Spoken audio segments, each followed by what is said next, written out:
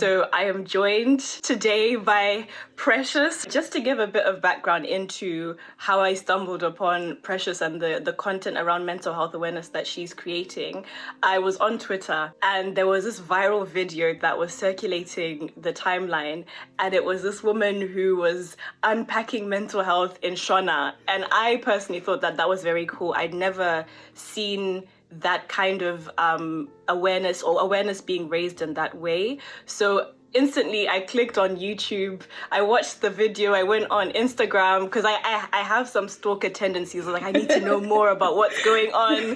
So I went on Instagram, and then I said, I still need to know more. So I went on LinkedIn, which is where I found out that you're also a Chizzy alumni. So yeah. I think that for me was like the instant, okay, I have to reach out now. Like if the universe, I guess, is telling me to do something, this is the sign. And then even today when you're saying that, we go way back, way before Chizzy days.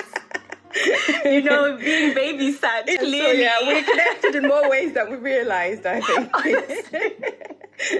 This was meant to happen. I think if there was any confirmation that we needed, it was definitely the start of this phone call. Yeah, so definitely. I'll let you introduce yourself into how you got into CBT, and I guess just in general your journey around mental health awareness. Yeah, all right. So I'll go back so I grew up in Zimbabwe, so that's where I did like my high school, did my first degree at the University of Zimbabwe, which is completely different to what I'm doing now. So my first degree is in biochemistry and biology. Oh my goodness. So very different to what I'm doing. Still sciencey. It is, I guess it is. But yeah, I think a lot of it was to do with parent pressure and expectations and stuff. But I enjoyed it, and then I moved to the UK just after I graduated. And I think like a lot of people who were first generation migrants, I worked in health and social care. So I worked as a support worker. I did that for a few years, and then I had my daughter. And then, to cut a long story short, I moved from London to Middlesbrough, which is where my sister was. I'd started uni at Teesside University. And then a job had come up. It was graduate mental health work. I looked at it, I thought, oh, this looks interesting. So I applied. This was like in the end of 2008. I applied for this job. I didn't even realize just how much of an opportunity it was. I thought, I'm really interested in mental health. I want to know more. I want to help people with mental health. I applied, got the job. So that was I started that in 2009, working as part of it was a national program called Improving Access to Psychological Therapies, which was a government initiative to increase, does what it says on the tin, increase access to psychological therapies.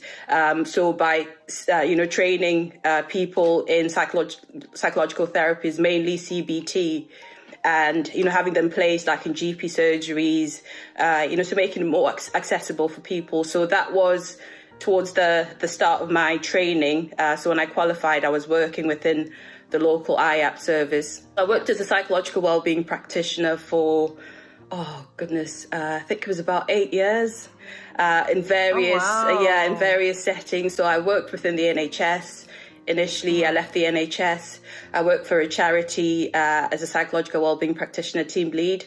So I helped to set up a service within the northeast of England, working with veterans, which was really interesting. I really enjoyed it. Yeah. And then I think I got to a point where I thought, right, I think I've kind of come to the end of my journey as a PWP. Yeah. So I applied to do my training as a CBT therapist. So joined the NHS. So rejoined the NHS. That was in 2017. Did my training, and now I'm qualified as a CBT therapist. But currently I'm also doing my training as an IPT therapist, so interpersonal psychotherapy.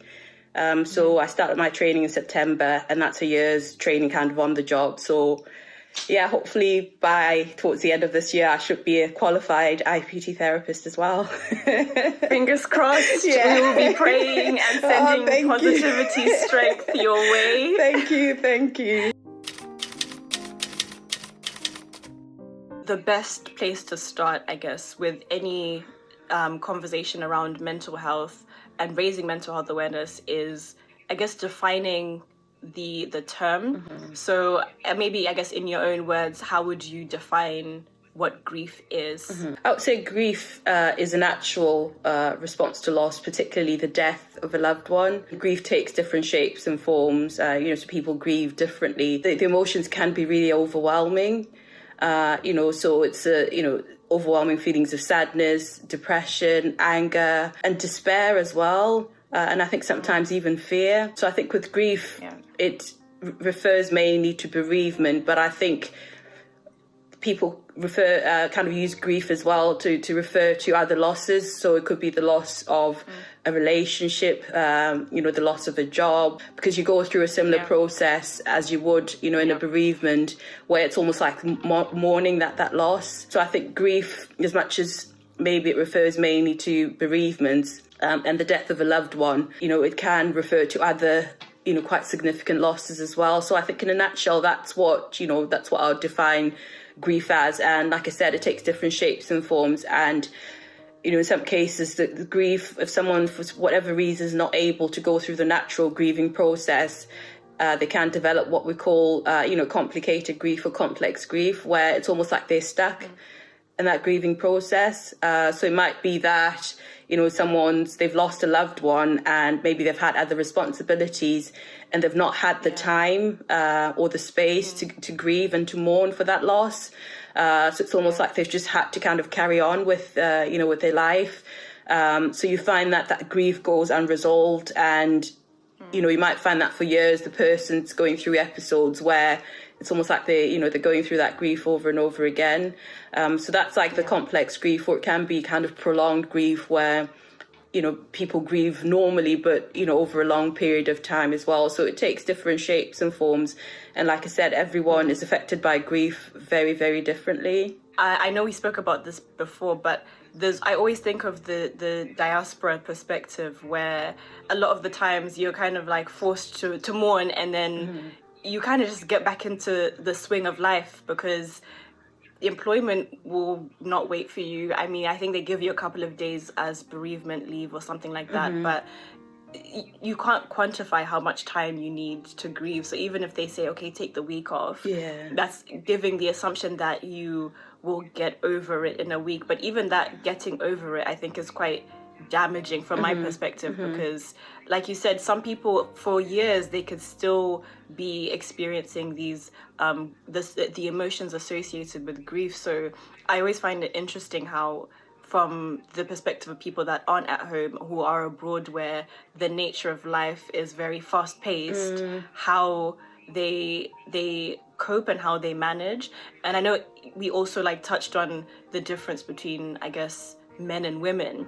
So feeding on from, the definition of grief, I'm sure you obviously agree that men and women grieve very, very differently. So how would people be able to, I guess, specifically identify grief? I know you touched on the different emotional factors that we can look out for, but I guess just to dig deeper into it and give that men v women perspective, how would we spot that this is grief, what I'm experiencing is actually grief? Yeah, so like I said, grief is a normal, a natural reaction to loss, but often the response to grief is very similar to a depressive response. So what you'd find in depression, but I guess it's more pronounced as well. So, with depression, it's, overwhelming sense of sadness. So people feel really, really sad. And like I said, sometimes people can actually feel really, like a sense of despair, depending on how close they were to the person that they've lost. They can start to lose interest. Sleep is affected massively. So you find that, you're maybe not sleeping as much, or at some points, you're sleeping too much. So sleep is really, really affected. It affects your appetite. It affects your concentration as well. And, sometimes people can appear to be distracted. Just to touch on what you've mentioned about, the differences with being in the diaspora, where culturally, I think the approach to grief is very different to how we would approach it. Growing up in Zimbabwe, if someone died, I remember when my dad died, I had a lot of family. So you've got, people around you, not only, leading up to the burial, but even afterwards, there's always that network of support And even at, during like even up leading to the burial, you've got people assigned to you to make sure you've eaten, to make sure you're sleeping, you're kind of taking care of yourself. So I guess it kind of lightens the burden. And I think in a way as well, we're allowed to mourn, so paranoia, chichema, chirinzamere, and all of that. But I think, as much as people might think that's a bit dramatic, but I think it allows people to express those emotions, and you've got traditionally as well at funerals, people have got like, madzisawira, people who come and, jokingly say things about the deceased and, to kind of lighten the mood as well. So it's a bit like, as much as it's mourning, it's also like a celebration of the person's life as well. So I think from a cultural perspective, it's very different being in the diaspora, how people mourn. Because I've had before, like where I lived before, my neighbour across the road died and I didn't even know. It was like, I think like a week later, I'd not seen it. And I'm thinking, where's she gone? Because she always used to come out and stuff. And she died. But then because it's not like, back home where everyone gathers together they just, she'd gone into hospital, she died, funeral, and that was it. And no one knew. No one knew. But also in terms of, how men and women grieve as well, it's very, I think as much as it's very different culturally, but I think there are similarities across cultures. I think women tend to be more expressive of their emotions as well.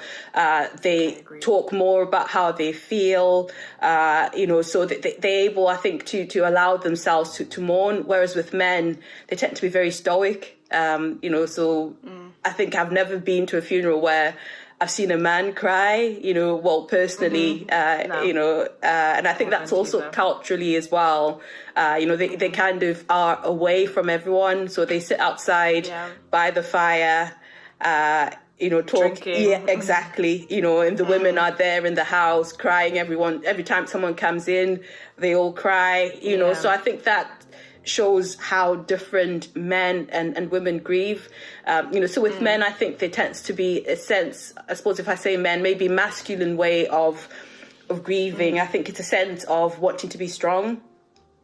So you have to be strong. You can't show your emotions. You have to kind of, just get on with it. And I think that indicates how people quite often can get stuck, in grief. Because if you've not allowed yourself to process, you can get stuck, and that's where you find maybe people are drinking excessively, substance misuse, or using other really unhelpful, quite dangerous coping strategies because they've not allowed themselves to go through that process of grief. And I think with women as well, they tend to be, we tend to be quite nurturing, isn't it, as well, and very supportive of each other during the grieving process.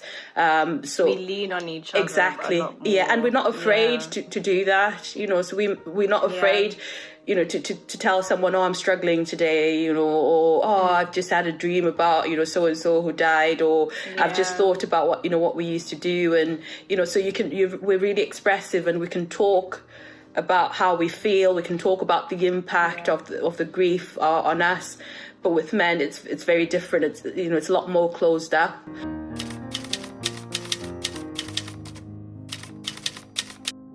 I'm glad you touched on I guess public figures passing on, because I know, like we mentioned this already on over the phone, but grief for me is complex because how do I express this?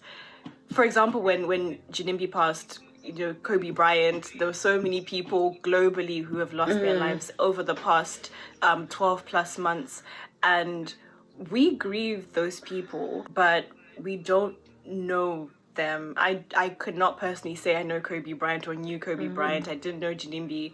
I know you mentioned that you wrote an article which sort of unpacks that this, like, I guess, complicated aspect of grief, and I think you called it vicarious trauma or vicarious grief. So do you mind just touching on that? Because I find it so interesting how we can grieve someone who doesn't even know our names. Yeah, I think what happens is you develop a sense of familiarity with, even though you might not have met the person personally or known them personally, I think it's a sense of knowing them because you're getting a glimpse of their lives, you're getting an insight into their lives. Just to add on to that, another strand of complicated grief, it's twofold. The grief of or grieving someone who you knew, so a sibling or someone in your nuclear family or a cousin, someone who you actually had a genuine and like strong relationship with.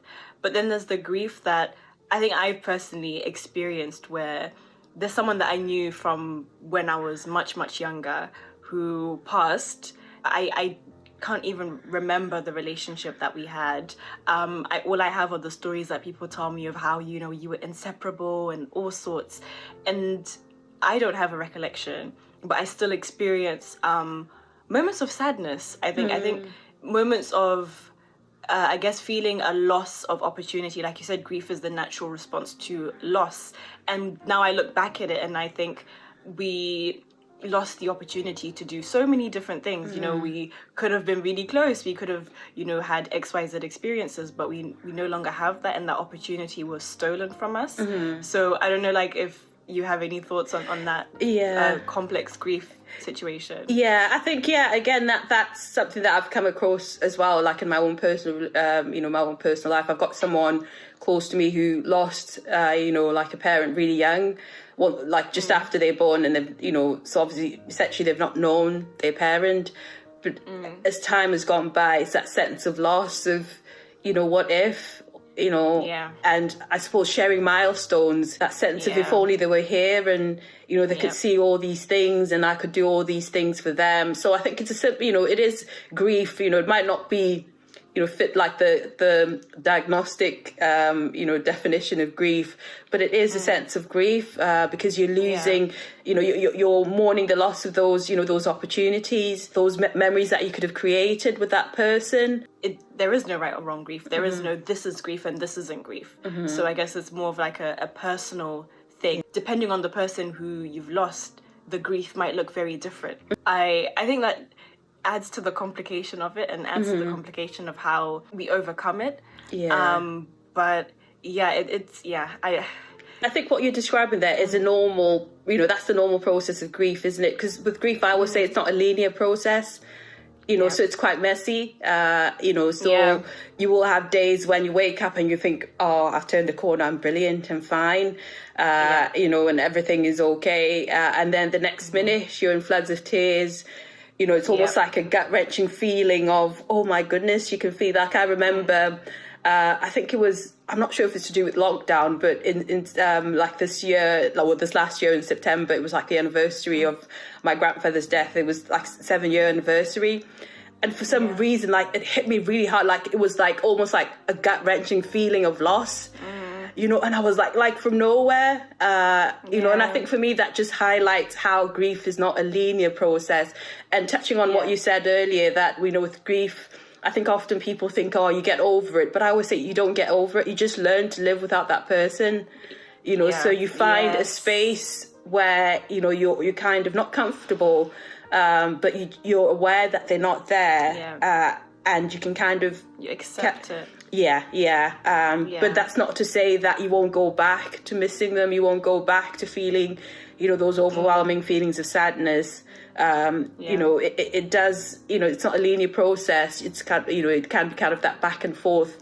I think the key thing is that general acceptance that that person's not there, and that life can carry on, which for a lot of people can take a long time to get to that point. If you look at this, I don't know if you're aware of like the stages of grief, but I think with I don't know. Oh, right. There's like the Kubler-Ross stages of grief. I think at the top of my head, I think there's like the shock, the denial, there's anger. This is not like in any particular order. I'm just trying to remember. There's anger, there's depression, there's bargaining as well. Where people sometimes will say, I will do anything to have them back.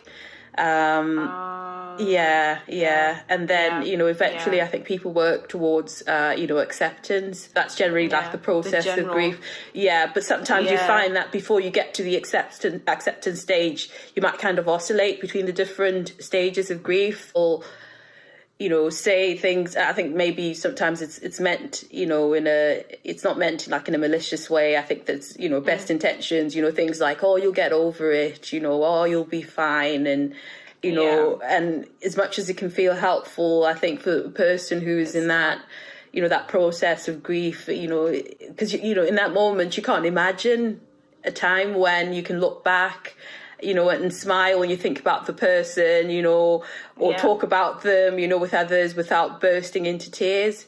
So as much as it can feel helpful, I think, sometimes it can also appear dismissive as well. Yeah. It's really important, I think, to really empathize with someone in that situation. And as much as you might have gone through a similar grief, like you said, that grief is personal. So, I've lost my dad. Someone else, probably lost their dad. But as much as we both lost our dads, our grief is very different. So I think, sometimes we say, oh, I know how you feel, but really, don't. Yeah, you don't. And even on that point, actually, there's something that I had to unlearn. Mm-hmm. And I know we'll probably touch on this in terms of coping and how you can help help others around you who are grieving. But I guess to segue into that, something that I had to unlearn was saying to someone who's grieving, I can't imagine what you're going through. Mm-hmm. And I used to say this all the time because I thought I'm showing, empathy. That's how I define empathy at the time. But then I saw on Twitter one day where someone said it irks them when people say this, I can't imagine what you're going through. And the reason being, you've now made their grief about you and how you are feeling and you can and can't do. Yeah. Secondly, you have just said to them that this experience that you're going through is so traumatic and so tragic that my brain can't even fathom it. But for them, that's their reality. Like, they are literally living through the thing that you can't even imagine. Now that I think about it, it is very insensitive to say to someone who's, lost someone close to them, I can't imagine. Because you're also reminding them that this is a massive loss. Like, my brain can't process this. But you forget that they have to live this. Like, this is their lived experience. So I think, there's a lot to be said about the things that we say when we're helping people through their grieving process. Yeah.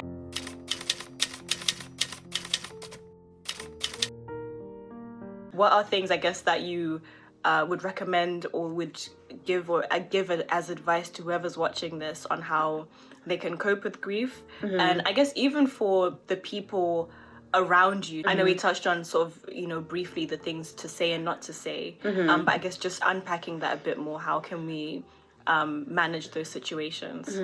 I think it's important initially to to look after yourself, but it's understandable that in that moment sometimes you're not able to do that, which is where people around you, that's where they come in. I'm very big on like compassion focused therapy, which is another type of therapy where it's about self-soothing. I guess in those moments I think it's important to not be so hard on yourself. Touching on like complex grief where things happen and maybe the person's not able to grieve. Sometimes you find that people might feel guilty, maybe at lost opportunities, that sense of like, if only I'd done this, if I'd known that this was the last time, or if I could have done more, and you can get drawn into that and kind of get stuck in that. So I think it's really important to be kind to yourself. I think it's just about accepting that, in those moments you did, the best that you could, in those circumstances. So it's just about being kind, to yourself. And the other really important thing, I think, is just to talk about how you feel, be expressive of how you feel, acknowledge those emotions, don't try and suppress those emotions, don't try and push them away. Be very mindful of maybe some unhelpful coping strategies, that you might, because quite often, like I said, people might end up, drinking heavily or abusing substances as a way of trying to cope. And that's an indication that maybe they're, emotionally, they may be trying to suppress some emotions. So it's really important to talk about how you feel and also accept that grief is natural. Even animals go through grief. I think we talked once, I think I'd read an article about elephants and how I think they will go back every year So if they've lost, I'm not sure if it's like the head of the herd or whatever, and they'll go back to that place every year, and that's a sign that they are remembering their loved one. So in the sense that they are grieving. Memorial. Exactly. So grief is natural. It's not a sign that you're weak or that you can't cope, or it's natural. It's a normal response. So it's important to talk about how you feel, share those memories, because that keep them alive. And over time as well, it will start to shift from the sadness to kind of looking back happily on those memories, maybe appreciating the times that you had with that person, having finding a safe space where you can express yourself, and allow yourself to go through that normal process of mourning for that loved one. I'm getting the sense that grief is very much a social it requires social contribution. So to get through things, like you said, you need people around you. You need, your support network essentially can play a massive factor in helping you through it. And I think a lot of the times, or what I've witnessed and experienced is, you experience grief, you cut off from society, from your loved ones, and sometimes re-entering circles or reintroducing yourself to certain dynamics or relationships can be quite difficult. So I think there's also something to be said about the support system, us individually, and the role that we play in helping someone through their grieving process. And you're right then that grief is it's a social thing, because I think humans, that's probably why we've survived for as long as we have, because we're social creatures. I know that's changing as well, with the cultural shifts and modernization, but we are generally social creatures, so I think that support as someone is going through grief is really, really important. And, I think one of the things to acknowledge is that there isn't a normal way to grieve. What we said, that grief is, it's a personal, it's a personal journey, it's a personal process. So I think it's really important that when you're supporting someone who's going through grief, just allow them to grieve in their own way. And I think one of the things that, I've been guilty of this as well, is avoiding someone who's, who's going through grief, because it's that sense I'm also guilty. You don't quite know what to say, and that feel it's a bit awkward, and I don't want to remind them, or upset them, but again, that just that person can feel really isolated. It's really important to reach out, just check in on on the person, pick up the phone, send a text, just to make sure that they know that you're there, that you're with them. It's important to realise that some people might grieve over a very short period of time, but others might need a bit longer, and that's fine. So don't try don't beat someone up over them maybe taking a bit longer than you have, or a bit longer than someone that when they're grieving. It's fine as long as they're allowing themselves to mourn for that loss. I think there's always something to be said. Again, another TMI story. I once reached out to someone, and I had to be honest, because like you said, sometimes it is quite awkward, because you don't know what to say, because the fact of the matter is the words aren't enough, and there's nothing that you can say that will make someone feel better, or that would ease their grieving process. Sometimes all people need is your presence and your support. But something that I found useful, I guess, is also to just be honest and say, I don't have the words, but if you need me to be there, just let me know and I will be there for you. Another thing that I've just thought of is how difficult it can be supporting someone through grief when you're grieving yourself. That can be really, really challenging, but I think like you've said there, I think it's important to be honest. So you can tell them, I'm here for you. I'm also going through, my own grief, but that's not to say that I can't support you. We can't support each other. Sorry, my mind is just going in overdrive right now, because I'm just thinking that, we don't have the answers. And I think like that's my key takeaway is that we don't have the answers. Yeah. Those in the UK, if you're struggling with bereavement, there's a really good organisation called Cruise Bereavement. They've got branches of Cruise Bereavement, across the country. There's lots of resources online as well. And with IAPT, Improving Access to Psychological Therapies, that's a national initiative. So people can access that, so if you just Google IAPT service in whatever area that you are, you can self-refer. You don't need to go through your GP. With most IAPT services, they link in with counselling services as well. So they've got counselling services. And is that free? It's free. Yeah. So with IAPT, it's free. Because it's part of the NHS. There is support available. Don't feel that you're on your own. Yeah. I know at the moment, with this, lockdown, it can, it does feel like you're on your own. Isolation. But you're not. There is support there, and like I said, with the pandemic, one thing that we've learned is we can work remotely, reach out for help, where possible, and just share how you feel with those around you. So, and if people want to reach out and connect with you on social media, how best can they access you to get in touch? Yeah, so I've got my YouTube channel. If you just search for LT Psychotherapy. I've also got Instagram and Facebook pages. So again, it's LT Psychotherapy, and I'm in the process of developing my website as well.